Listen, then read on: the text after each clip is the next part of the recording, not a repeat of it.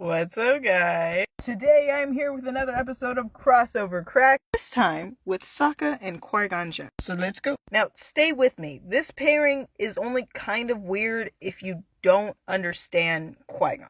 Qui-Gon Jinn is one of the greatest Jedi that the Order as we know it has ever had, including all of Star Wars in this statement. This is a blanket statement. Qui-Gon is one of the best Jedi ever produced. And the best part is, he functionally broke every single rule that the Jedi decided were important and had in place about restricting the Jedi.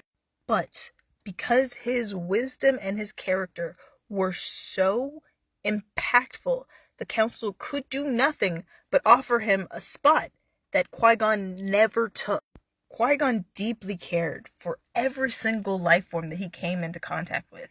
And he spent a lot of his time, his early days with Obi-Wan, trying to get him to not think as much, but to spend more time feeling his feelings and being in the Force and trying to understand other life forms. Jedi weren't about connections, but Qui-Gon 100% was. Qui-Gon believed in living both as a person and as a Jedi.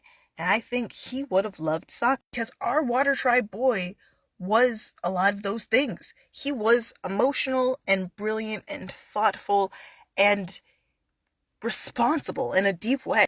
And he was longing, actively wanting a master. Like Sokka was full of emotions and he had absolutely nowhere to put them, so he was funny. As much as we talk about Katara's emotionality, she deserved because she was a child. Sokka was just as emotional as she was. He was just kind of different about it. This boy felt responsible both for his mother's death and felt personally abandoned by his father when he went to fight the Fire Nation. This kid, in all of the flawed ways, took sole responsibility for training and raising his entire village, including his little sister.